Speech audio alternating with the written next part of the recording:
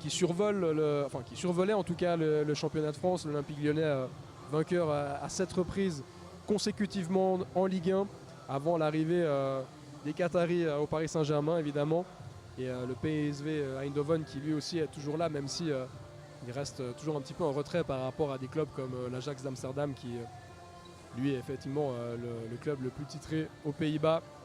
Et le PSV, on vous le rappelle, a disputé une première phase de tournoi très intéressante. Ils sont très solides, notamment défensivement, avec un très bon gardien, avec une très bonne défense. Ils ont remporté tous leurs matchs, mais tous leurs matchs avec un but d'écart. C'est synonyme, comme je vous le disais justement, d'une bonne organisation défensive. Et pour vous commenter cette belle affiche, je vais donner la parole tout de suite à mon ami Bastien. Merci Stéphane. Voilà, on va, le match, les joueurs sont prêts, moi aussi, donc tout va bien. Le match commence à l'instant d'ailleurs. Et cette fois-ci, j'ai la chance de pouvoir voir les numéros de l'Olympique Lyonnais, ce qui va permettre. Là, il y a une petite faute déjà d'entrée de jeu. C'était pas le cas tout à l'heure, hein, quand j'ai commenté le premier match de Lyon. Je ne pouvais pas voir s'ils avaient des chasubles. Cette fois-ci, on va pouvoir apprécier le sport, lui donner les noms de ces joueurs. La faute a été donc sur Banacha et le coup franc va être joué là plein axe. Feinte de 2-3, le mur n'était plus à distance, mais un très bon arrêt de la défense avec le PSV qui tente une relance. C'est pas mal joué là avec le numéro 8. Si je pose mes feuilles, ça ira mieux. Voilà, avec un ballon en touche pour l'Olympique Lyonnais. Voilà, ça sera, voilà, bon, c'est installé, ça va mieux. Et c'est beaucoup plus simple. D'ailleurs, une touche juste devant nous là, touche concédée par le PSV Eindhoven, avec un ballon qui revient jusque sur le gardien lyonnais, Gebel qui laisse avec un ballon que le PSV convoite, mais non, finalement ce sera le numéro 3 Oula, si la feuille est illisible, ça va être difficile de vous dire quand même. En fait, à vrai dire, le PSV qui cherche à récupérer le cuir là-bas dans son camp de défense, ça sortira en touche.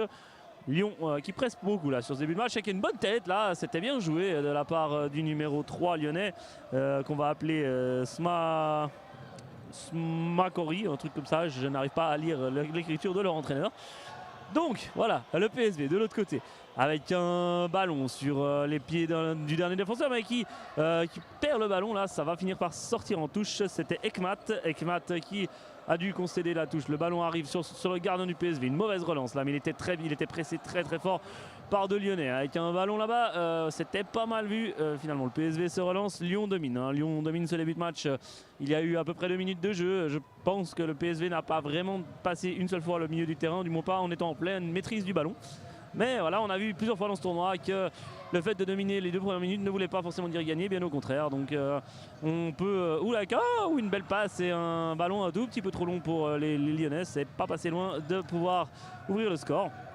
Je suis arrivé un petit peu en retard pour ce match simplement parce que j'étais dans l'autre salle en train de regarder le match entre Manchester City et Bourgoin-Jallieu, sachant que, alors que là on va suivre quand même cette action lyonnaise avec le numéro 2 Senori et ça passe à côté. Oui, sachant que donc au moment où je suis parti, donc à peu près à 1 minute de la fin, il y avait 2-1 pour Manchester City, mais vraiment un but tardif et Bourgoin-Jallieu tenait bien le choc face au professionnalisme des Anglais. Avec là une bonne attaque du PSV, le tir du numéro 10, c'est un très bon arrêt de Gebel et ça sortira en corner, un tir du numéro 10 qui n'était autre que Verhulst, mais grosse occasion là. Avec un corner joué dans l'axe, ça a été contré, ça sera un nouveau corner. C'était pas mal vu là de la part du joueur hollandais. Avec un tir de nouveau du numéro 10, Verhulst. C'est manqué. Un 3e tentative de Verhulst. Ça va finir en corner ou en touche plutôt. Ouais, je ne voyais pas l'angle depuis où je suis situé. Voilà, la touche a été jouée. On vient sur le numéro 7, Horsten. Horsten en tire, ça va s'écraser sur la transversale et le ballon va sortir, mais c'est très tendu là. Une grosse situation. Le PSV tout d'un coup a eu de la peine pendant les 2 premières minutes et maintenant c'est un petit peu remis dans le bon sens avec un débordement sur l'aile gauche là-bas des Lyonnais. Ça a été contré, il a fallu un 3e joueur hollandais pour pouvoir mettre un terme à cette action. Finalement on va jouer une touche là-bas avec le numéro 3 qui est Marori, je n'arrive pas à lire ce nom, je galère un petit peu. Le numéro 10, Ferrust, un tir au premier poteau et c'est goal. Le gardien Gebel surpris au premier poteau. J'étais persuadé qu'il allait réussir à effleurer le ballon et à le sortir. Et non, finalement, le ballon lui échappe et du coup, il termine au fond des filets. C'est donc l'ouverture du score pour le PSV Eindhoven après un petit peu plus de 4 minutes de jeu. Et là, un nouveau débordement sur l'aile gauche. Les Lyonnais qui aiment bien cette aile gauche là-bas. Finalement, ça sera un ballon pour les Hollandais qui fait une touche à la main. Non, il rend le ballon à son gardien. Le ballon maintenant dans les mains justement de son gardien. Un long ballon en direction de Ferrust. Ça va arriver directement sur Gebel qui peut se rassurer un petit peu en saisissant du cuir.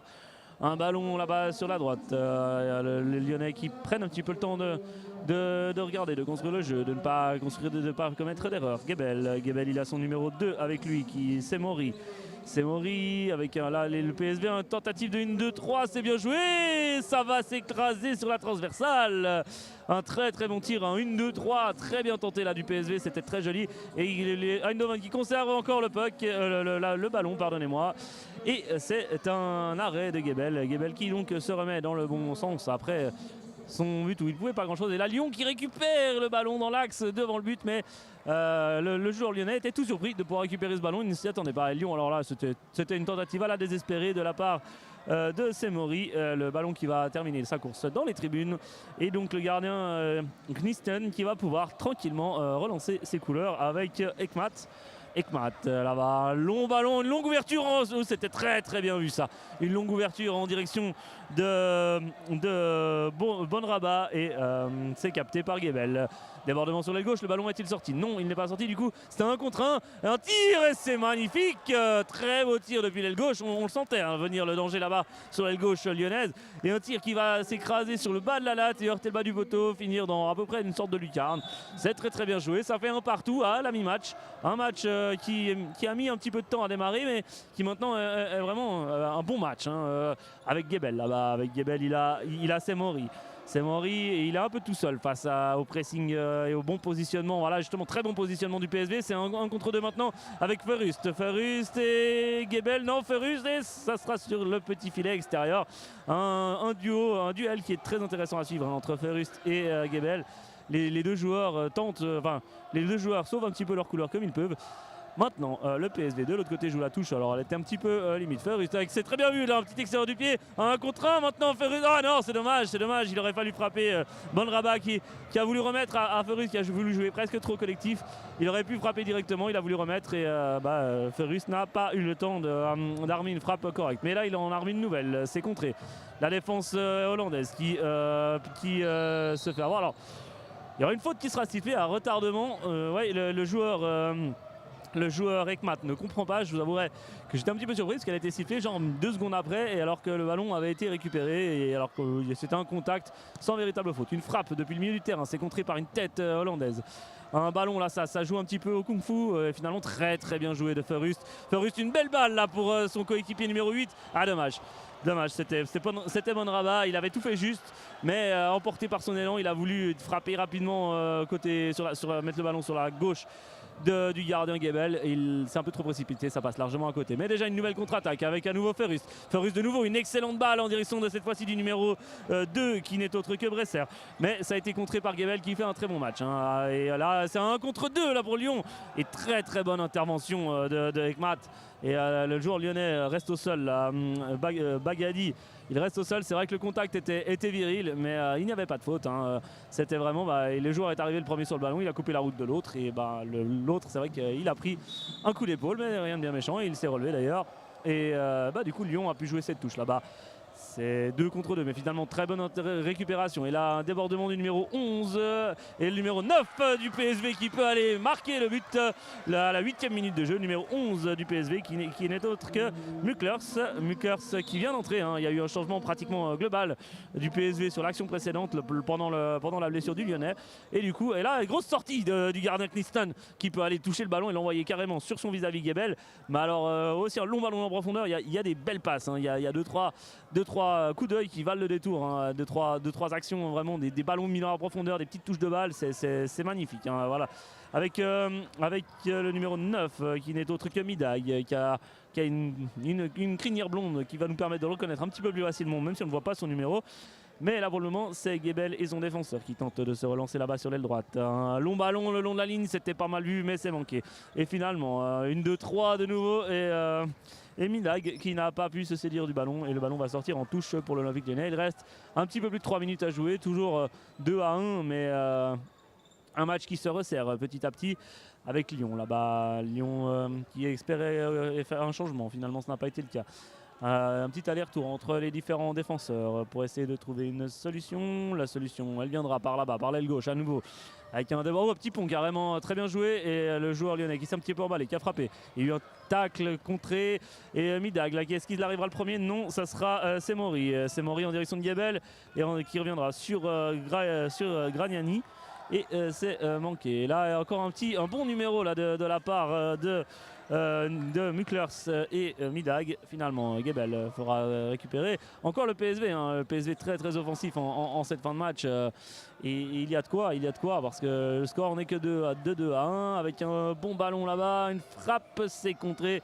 Et l'Olympique Lyonnais là, qui part en contre-attaque, il y aura un contact. Non, finalement, c'est tranquillement Knichten qui va pouvoir se saisir du ballon, faire une longue relance là-bas en direction de Midag. Midag qui manque le ballon et du coup Semori va pouvoir tranquillement couvrir la sortie du ballon et céder celui-ci à son gardien. Non, finalement, ça sera une touche, donc ça sera joué par Macfer, je crois. On a quand même une liste un peu écrite à la main, pas facile à deviner. Midag qui a pu frapper, mais c'était trop mou pour inquiéter Gebel. Gebel qui a pu relancer, mais c'est compliqué. Les Lyonnais bien pressés avec là-bas un petit 1-2. On en est encore à 1 minute 35 de la fin de ce match, toujours 2-1 et Midag, non, il ne sera pas le premier sur le ballon. Lyon partait à 2 contre 2, ça a été contré. Là, le PSV était c'était pas mal, la petite talonnade là, c'était bien joué de la part du PSV. Knichten, le gardien, qui balance un long ballon en direction de Midag, tranquillement pour Gebel, peut se saisir du ballon. Finalement, l'Olympique Lyonnais cherche une solution à mi-terrain, c'est pas trop mal là, on se trouve bien de nouveau sur l'aile gauche. Une aile gauche vraiment que l'Olympique Lyonnais aura beaucoup exploité pendant ce match, pas forcément toujours avec succès, mais il y a au moins un but qui est venu de là-bas. Et c'est quelque chose à travailler, je pense, pour l'entraîneur du PSV, de trouver une solution sur son côté droit à lui. Le côté droit, c'est justement là où le PSV est maintenant. Maintenant, le ballon revient sur la gauche. Ça touche beaucoup le ballon. Relance complètement manquée. Là, Lyon qui part, il y a Midag qui commet une faute. Non, l'Olympique Lyonnais avec le numéro 9, Banacha. Banacha, il cherche une solution. C'est bien joué là. Un petit contrôle pour se remettre dans le bon sens. C'est Knichten arrivera le premier sur le ballon. C'était dangereux. Et le ballon va terminer dans le public. On est au niveau du banc du PSV. Le PSV, les joueurs sont debout sur le banc du PSV et le ballon est là-bas le long de la touche. Il y aura effectivement non. Alors la faute, il y aura une faute. La touche sera donnée à l'Olympique Lyonnais, alors que le joueur hollandais se plaignait d'un manque de distance qui me semblait évident. Mais bon, on va pas accabler l'arbitrage, car comme nous, ils enchaînent les matchs, donc il peut y avoir un petit accès de fatigue aussi, c'est possible. Un ballon qui est en touche là-bas avec le numéro 9 de l'Olympique Lyonnais, qui n'était d'autre que Mora. Knichten là-bas, il était bien pressé par deux joueurs et c'est la fin du match. Le PSV Eindhoven s'impose 2-1 dans ce qui aurait été un beau match. Il a mis un petit peu de temps à débuter. C'était pas forcément un excellent match au début. Et puis finalement, le